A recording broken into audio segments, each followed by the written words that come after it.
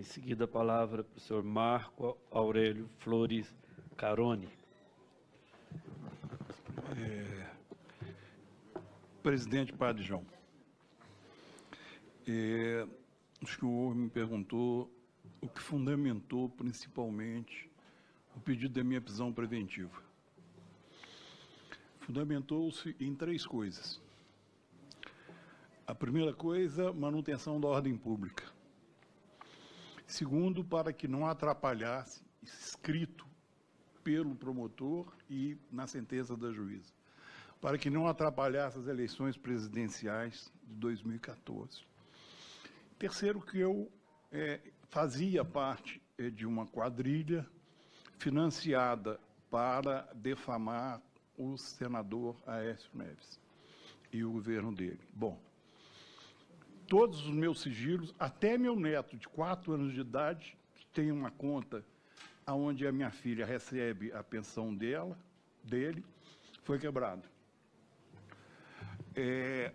Invadiram a casa da minha filha, ameaçando de prendê-la, pegaram um computador pessoal dela, que tinha fotos dela com o marido, levaram isso para o inquérito, fotos íntimas. Eu preso, ameaçavam de prender minha filha, né? Foi feito o inquérito, minha vida foi virada do avesso. Depois que eu já tinha sido preso, e 1 ano depois, a juíza de uma vara criminal mandou arquivar o processo no que diz respeito à origem ilícita, dizendo que não tinha cometido crime, que não existia nada de irregular. Sendo que o senhor foi preso na data... Eu fui preso em janeiro de 2014. E solto... depois 5 dias depois da eleição presidencial. Só para entender, que as eleições, 2014 foi uma eleição, assim que passou a eleição, 5 dias depois. Tá não, bem, mas desculpa. isso, o Ministério Público falou isso na denúncia, que eu iria atrapalhar a sucessão presidencial. Está na denúncia do Ministério Público, está na sentença da juíza. Bom, vamos lá agora. Padre João,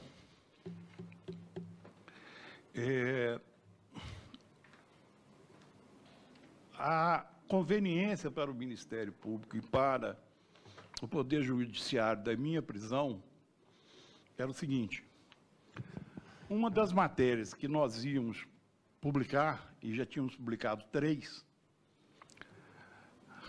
a vida é caprichosa, né? Diz respeito a um esquema montado dentro do Tribunal de Justiça, dentro do Ministério Público, dentro das delegacias,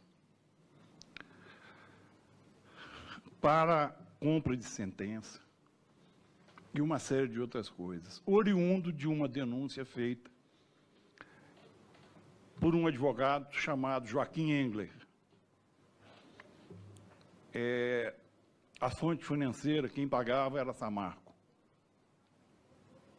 Certo? Ali é descrito quem pagou, quem recebeu, do Ministério Público, da Justiça. Nós íamos publicar a matéria, nós já tínhamos tido acesso ao inquérito todo. 3 dias depois que eu fui preso, o presidente do Tribunal de Justiça pediu vista no processo e o processo sumiu. Mas, como eu disse ao Padre João, eu não posso andar com nada disso comigo, mas tudo vai chegar na mão do Padre João. Certo?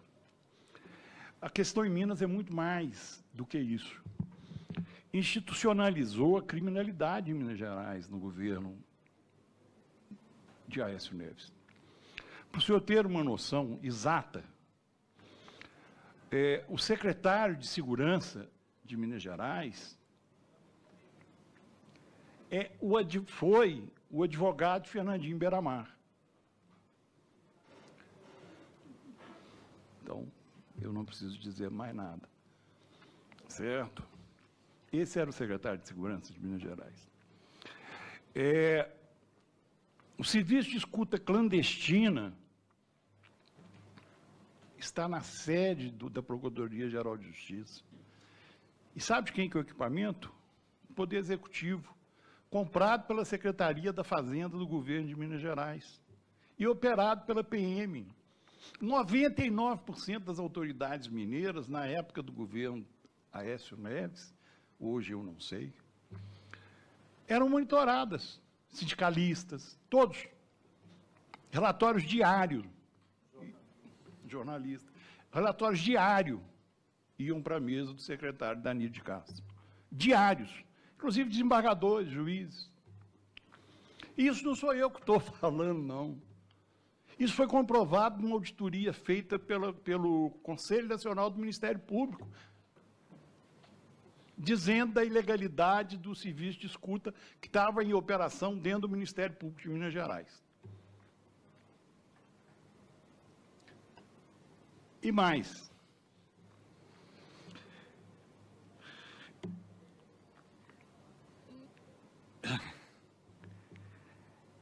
A parte policial, hoje, é montada para reprimir os opositores do sistema. Com pouquíssimas exceções, a Polícia Civil hoje é uma polícia a serviço, hoje ainda, do grupo que esteve no poder em Minas Gerais. E que, infelizmente, o governador, embora tenha trocado diversos comandos, a infraestrutura da Polícia Civil continua a mesma. Para o senhor ter uma noção do que é o Poder Judiciário de Minas Gerais hoje, o senhor citou a questão, o deputado ali citou a questão, Joaquim Barbosa devolveu o processo de Eduardo Azeredo para Minas Gerais. O desembargador que vai julgar o Eduardo Azeredo, na época, advogado do Estado, foi quem autorizou o desvio de dinheiro para financiar a campanha do Eduardo Azeredo. Dinheiro da Codemig. Esse é o desembargador que vai julgar Eduardo Azeredo.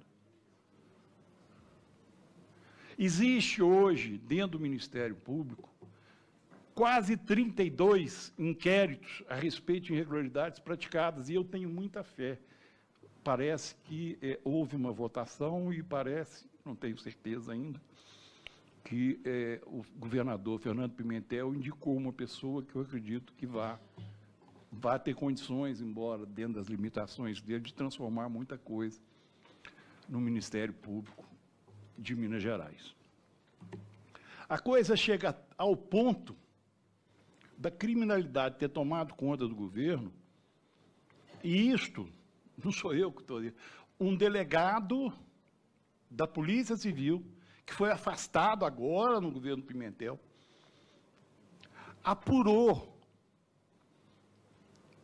no caso Embraforte, a simulação de um assalto numa empresa de segurança e transporte de valor, chamada Embraforte, que era do sobrinho da dona Renata Vilhena, que era secretária de Planejamento. Para quê? Para justificar um desvio de quase 30 milhões de dinheiro pela Embraforte, do Banco do Brasil e da Caixa Econômica Federal. Doutor Márcio Nabac. Esse Márcio Nabac, eu não tenho advogado. Doutor Dino, nós estávamos dentro da delegacia, me chamaram para depois, eu fui com ele. O Márcio Nabac pôs na cara dele um revólver preto, assim, grande.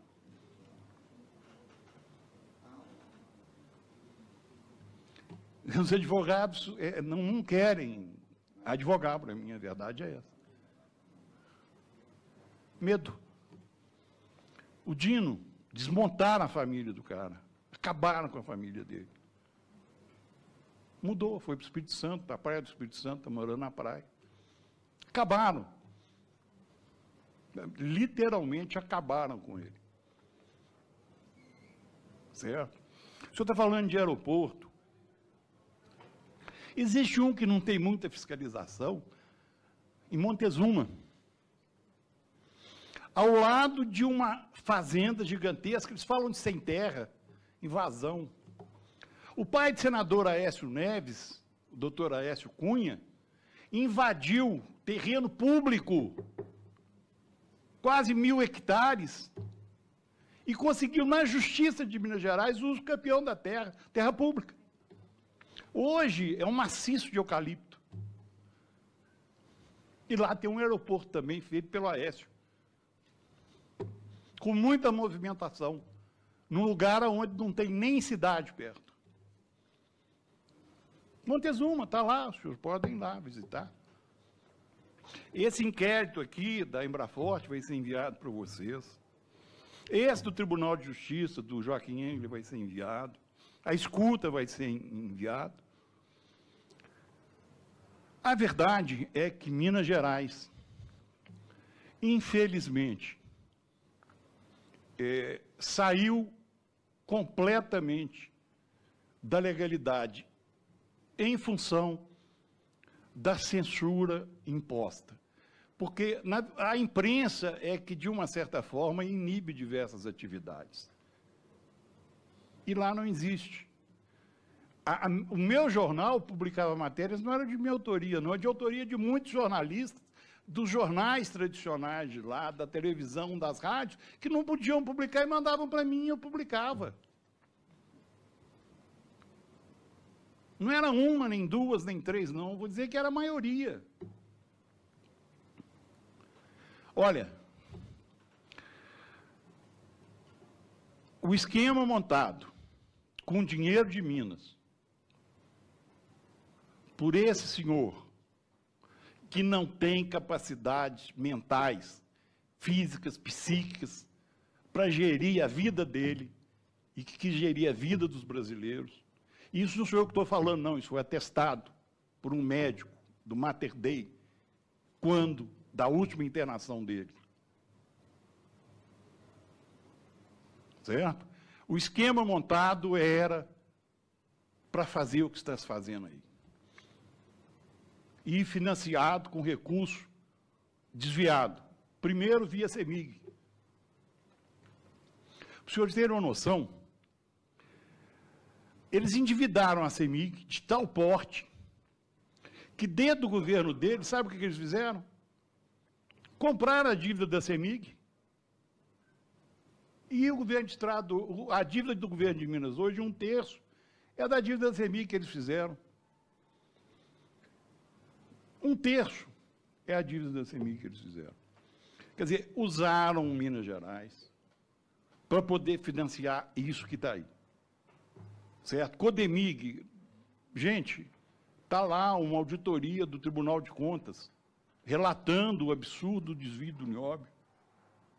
Nada. O senhor Oswaldinho Borges da Costa já mudou para Miami, está morando em Miami, administrando a conta do nióbio.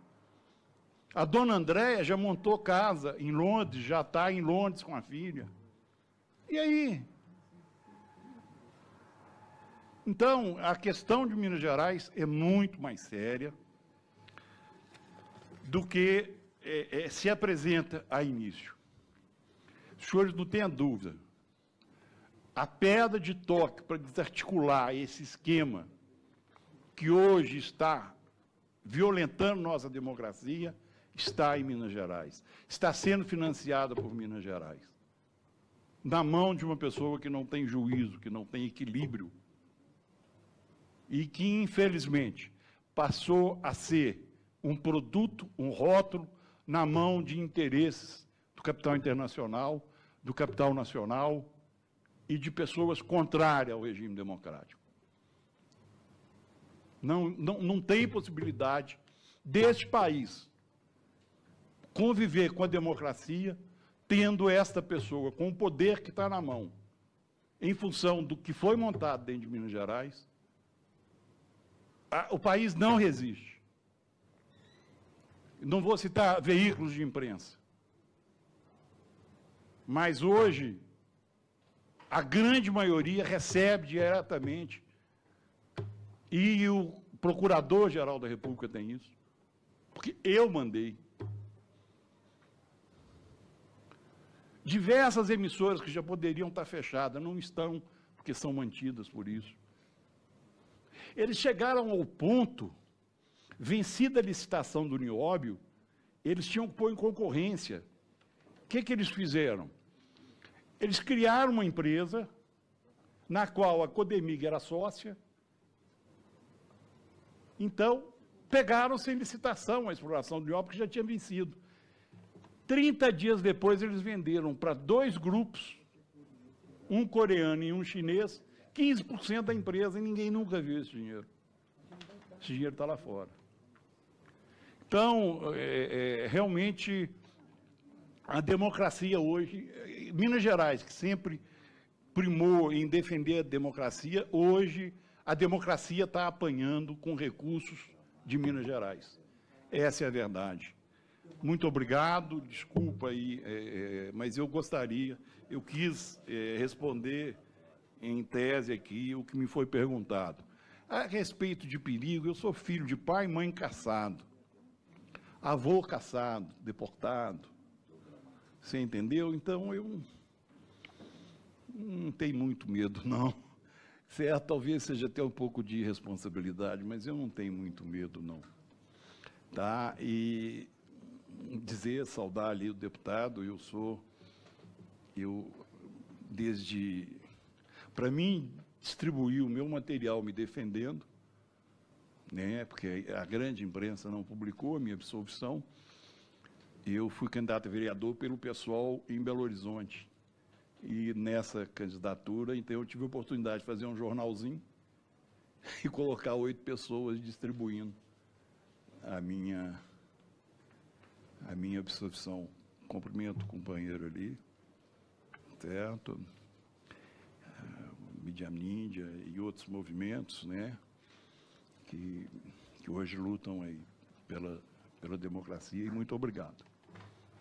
É a primeira vez que eu falo, embora a Assembleia Legislativa de Minas Gerais tenha tentado, mas os partidos contrários obstruíram, não deixaram que eu fosse ouvido. Então, é a primeira vez. A imprensa, em geral, infelizmente, depois que eu fui solto, não publicou que eu fui solto, não publicou que eu fui absolvido. Meu caso começa um pouco mais atrás, começa em 94, quando gestava dentro de Minas Gerais o modelo que hoje está no Brasil, né? Esse modelo de financiamento de campanha, na campanha do então candidato a governador de Minas, Eduardo Azeredo, campanha que depois se tornou vitoriosa. Eu era presidente do Diário de Minas e banquei e enfrentei e publiquei a arrecadação que vinha sendo feita nas agências de propaganda que serviam ao governo de Minas para poder financiar a campanha de Eduardo Azeredo, a primeira campanha dele, o que depois repetiu na segunda e que hoje é conhecido como Mensalão Tucano. Uma juíza, hoje desembargadora Balbino, ela mandou impedir que o jornal circulasse. Um ano depois, ela revogou a decisão dela e disse que tinha se enganado. Só que era um jornal, Diário de Minas, era um diário, já não tinha como circular mais, né? Foram vários funcionários que tomaram prejuízo, que perderam seu salário, que perderam seu emprego. Em 2006, depois de eu me reorganizar, tentei reabrir o Diário de Minas. E, assim que tentei reabrir o Diário de Minas, fui procurado pela senhora Andréia Neves, irmã do então governador Aécio Neves, dizendo que não era um bom negócio eu abrir o Diário de Minas. Diante da minha insistência, ela resolveu comprar o título Diário de Minas. Era um bom negócio, vendi para ela o título do Diário de Minas. Com o recurso da venda do título do Diário de Minas, montei um novo jornal, que na época era uma inovação. Embora já tivesse outros jornais online, praticamente foi o primeiro, dentro de Minas Gerais, da forma que era. Porque nós, naquela época, já colocávamos vídeos, já disponibilizava documento, links, isso, aquilo outro, tal. Assim que eu estava voltando do interior, tive um acidente de carro. Carro esse que jamais foi entregue. Embora meu advogado, para poder fazer perícia, quisesse, o carro sumiu. 2 anos depois, em 2008, com as notícias, a insistência das nossas notícias no Novo Jornal, que já estava ganhando um número de views expressivo para um jornal de Minas Gerais, o Ministério Público pediu que fosse tirado da internet o novojornal.com.br. O procurador Jarbas Soares. E foi determinado pela Justiça e foi tirado do ar o novojornal.com.br, e permaneceu o .com, estava hospedado no exterior, certo? Para encurtar essa do Novo Jornal, 4 anos depois, nós ganhamos na Justiça. O Tribunal de Justiça decidiu que não existia razão para a retirada do Novo Jornal do ar, que o Ministério Público tinha sido utilizado de uma litigância de má-fé, porque ele só queria tirar do ar. Depois que ele tirou do ar, ele não tomou nenhuma providência mais. Bom, 2013, meu advogado, ciente do que se estava armando, pediu, 2011, ciente, doutor Dino Miragles, ciente do que se estava armando, doutor Flávio Marzano, que eu comunicasse e desse o nome das pessoas ao Supremo Tribunal Federal, desembargadores, promotores, procuradores, né, do que se estava fazendo. Ainda está no Supremo, o Supremo não deu andamento. Com a forma que a gente fazia de publicar as matérias, eles tentaram primeiro uma asfixia comercial. Só que eu estava capitalizado, eu tinha vendido o título Diário de Minas, que eu mantive. E depois eles começaram a asfixia judicial, seja através do Ministério Público, seja através do Poder Judiciário. Eu cheguei a responder 36 denúncias. E eu passei a utilizar um instrumento que chama-se exceção da verdade. A exceção da verdade é que você leva ao processo e mostra que aquilo que você noticiou é verdade.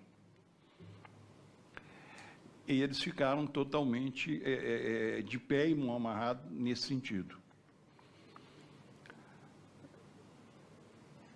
Quando foi em 2013, diante da pauta, e eu pretendo falar sobre essa pauta daqui a pouco, eu fui procurado pela senhora Andréa Neves de novo. E, desta vez, ela falou que eu não continuaria publicando as matérias que eu estava publicando. Eu pedi desculpa a ela, mesmo porque o meu pai foi um grande amigo, doutor Tancredo. Meu pai era prefeito de Belo Horizonte, quando ele foi candidato a governador em 61 e foi derrotado. Depois, meu pai foi o organizador da campanha dele em 82, quando ele se elegeu. Os dois eram amigos desde lá de trás, de juventude. E falei com ela que eu ia continuar a publicar as matérias. Que o Jornal de Minas só tinha um limite, que era mentira, a gente não publicava. Interessasse a quem interessasse. Dia 20 de janeiro de 2014, eu fui preso.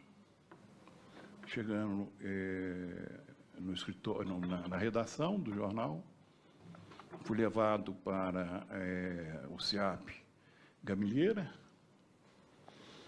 onde eu passei mal, que eu tomo uma série de remédios, por causa de pressão, uma série de outras coisas.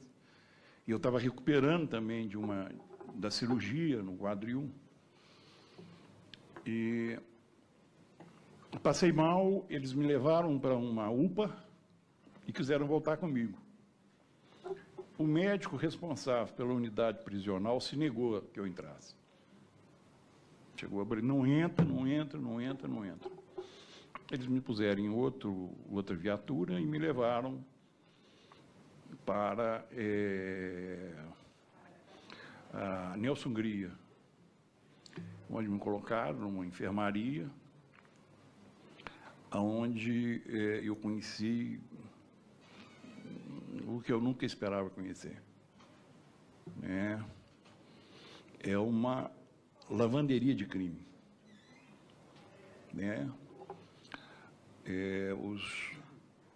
Os detentos que são espancados, de toda forma, vão para essa enfermaria, não vão para a rede hospitalar, para que não se crie um auto de irregularidade. Então, tudo que você puder imaginar tem ali dentro, sujeito com título de borracha no olho, sujeito todo quebrado, mordido de cachorro, braço pela metade. E permaneci preso 9 meses e 20 dias. Acho importante dizer as matérias que eu ia fazer. Nós já estávamos com toda a documentação, e hoje está comprovado, através da apreensão do telefone celular do presidente Andrade Gutierrez, de que a dona Andréia, através do Servas, que é uma entidade sem fins lucrativos do governo de Minas, arrecadava todo o dinheiro para a campanha do Aécio Neves, das grandes empreiteiras, dos grandes interesses econômicos. Nós chegamos até a publicar a primeira matéria, Servas, a grande lavanderia de Minas. Outra matéria que nós íamos publicar, já estávamos com tudo preparado para poder publicar, e isto tem uma implicação que hoje o país deveria estar sabendo com quem está lidando, tá certo? Diz respeito às overdoses do então governador Aécio Neves dentro do Palácio da Liberdade. 3. Atestada pela PM2, porque o Palácio da Liberdade é fiscalizado pela PM, levado para o Hospital Mater Dei 3 vezes, e inclusive o médico dizendo que ele não tinha condições de tomar conta dele, certo? E ele estava tomando conta de Minas Gerais e agora exerce o mandato e todo mundo vê o que ele está fazendo no Brasil. A outra matéria dizia respeito ao Nióbio, que é quem financiou tudo isso hoje, que é denominado golpe. O que é o Nióbio? O Nióbio é um produto que só existe em Minas, no mundo, em condições de exploração, e que ele, através de uma parceria da Codemig, que é uma empresa do governo do Estado de Minas Gerais, junto com a CBMM, que é uma empresa do Grupo Moreira Salles, que é do Banco Itaú. Esse nióbio é vendido para a Bolsa de Londres, por um preço cotado na Bolsa, e depois ele é revendido por 3, 4, 5, 6, 7, 8, às vezes até 10 vezes o valor. Isso não sou eu que estou falando, isso está atestado pelo Tribunal de Contas do Estado de Minas Gerais em um relatório. Isso forma um caixa, administrado pelo senhor Oswaldo Borges da Costa. Parte desse dinheiro ia para Liechtenstein, uma conta denominada Morgan Taylor, que era uma conta pessoal da família Neves, certo?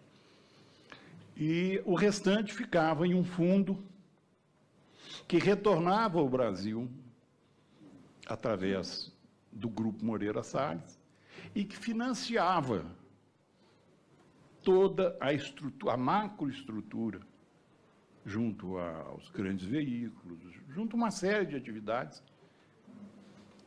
para manter uma pessoa que é um produto, é como se fosse uma Coca-Cola, certo?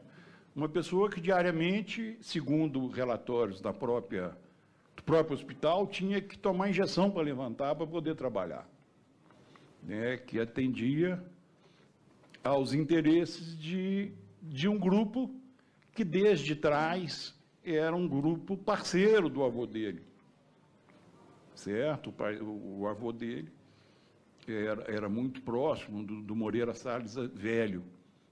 Tanto é, o avô dele foi quem praticamente, o doutor Tancredo, criou com a carteira de redesconto do Banco do Brasil, que criou o Banco Central, né?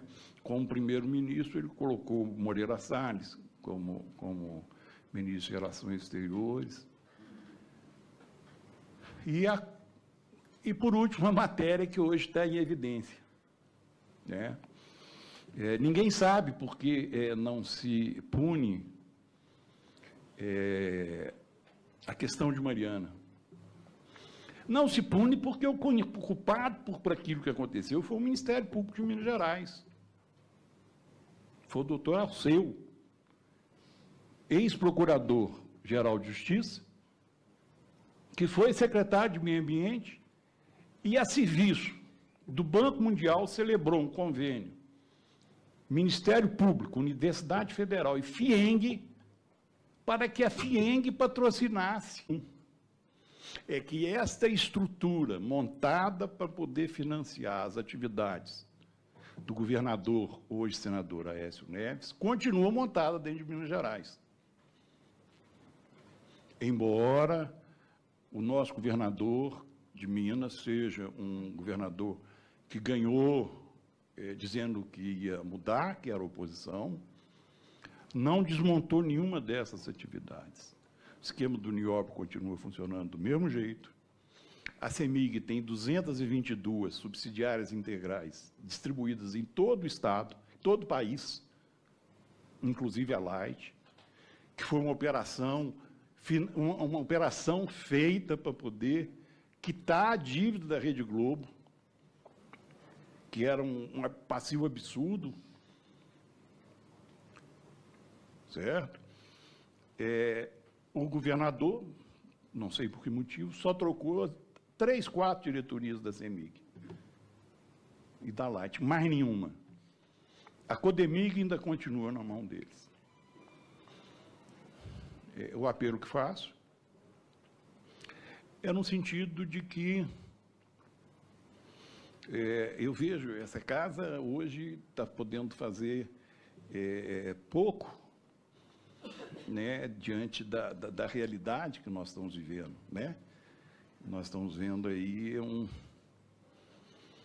governo ilegítimo, uma autoridade ilegítima, quer dizer, tudo ilegítimo sendo consolidado.